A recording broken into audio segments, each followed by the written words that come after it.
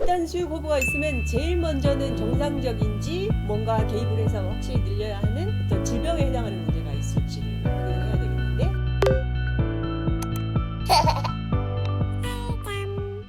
안녕하세요, 알전 멤버 여러분. 오늘은 100일 미만의 수유 거부가 너무 심하고 너무 안 먹는 아이 어떻게 해야 하죠? 실제 사례를 가지고 왔는데요.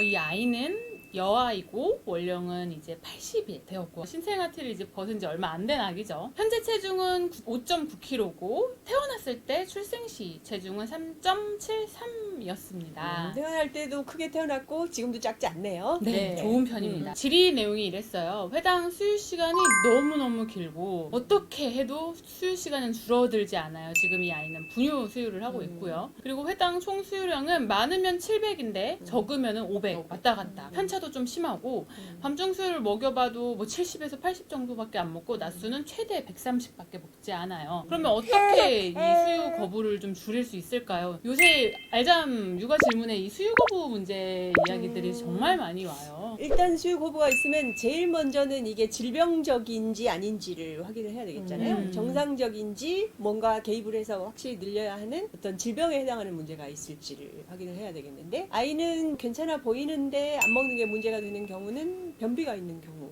맞죠. 있을 수 있겠죠. 그리고 네. 공기흡입을 좀 많이 했을 경우 네. 그리고 배앓이가 생겨서 먹는 것들을 조금 힘들어하는 경우들도 좀 네. 있는 것 같아요. 예, 아이가 보채고 힘들어하는지에 따라서 뭐 질병 상황인지 아닌지를 확인을 해야 되고. 맞습니다. 아니면 네. 분유가 아이한테 맞지 않거나 젖꼭지 사이즈가 맞지 않을 수도 있을 것 같아요. 맞아. 그러진다면? 빨리 먹고 싶은데 잘 안 나오니까 네. 그냥 포기해버리고 안 먹는 아이들도 종종 있고 음. 그 반대로 너무 많이 나와가지고 한꺼번에. 힘들어서 킥킥 걸리면서 그 기억이 좀 안 좋아서 안 먹으려고 하는 아이들도 좀 있더라고요.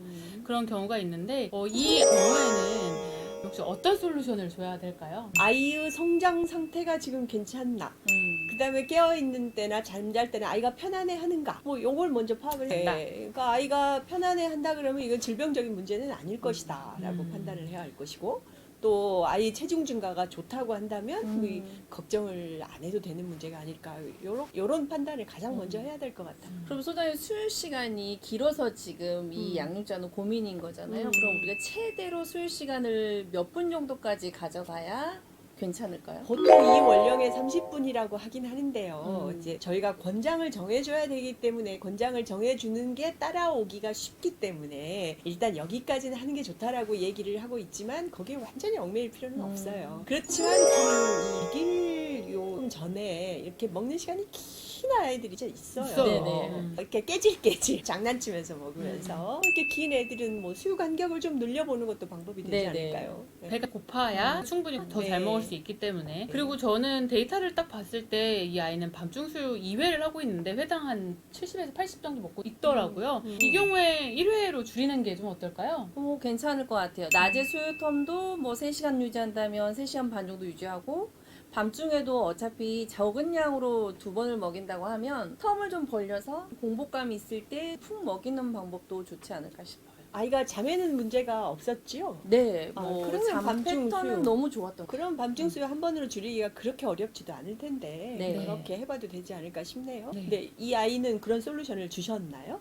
네, 지금 현재는 이제 원령이 좀 많이 컸고 100일이 넘었고요. 이제 아무래도 컸으니까 좀 100g도 늘어났을 거고 지금은 굉장히 잘 먹는다고 하더라고요. 그러면 수유 간격 늘리라는 게 먹힌 거예요? 안 된 거예요? 초반에는 안 먹혔어요. 아, 그런데 네. 이제 어느 정도 이제 원령이 차야 그것도 아이가 소화할 수 있었던 그렇죠. 것 같아요. 그래서 한 95일 정도 넘어가니까 먹는 양도 뭐 160까지도 늘었고 1회당. 네. 네. 텀도 길어지고 어느 날은 밤중 수유도 안 하고 아침까지 통장을 잔다고 있었다고 하더라고요. 아이가 순한 아이네요. 그러면 그 이 엄마 고민했던 거는 수유 시간이 긴 것만 고민했던 거예요? 권장 수유량은 문제가 없었나요?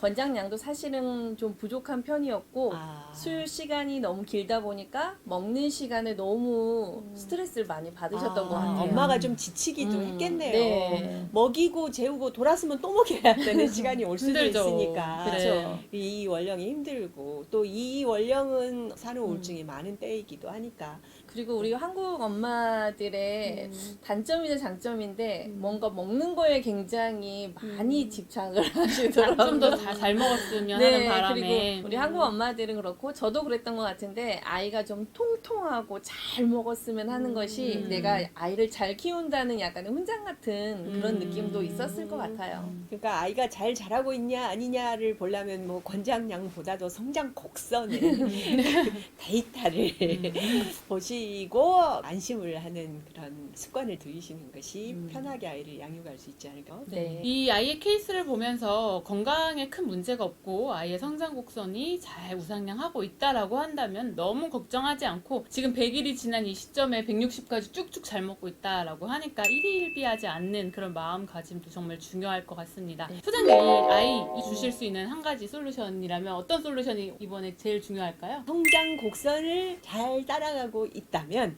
권장 수유량에 너무 얽매이지 마라. 이런 게 참고가 되지 않을까 싶네요. 네. 육아를 조금 더 객관적으로, 과학적으로 바라보고 싶으시다면 좋아요와 구독 눌러주세요. 꿀잠은 알잠!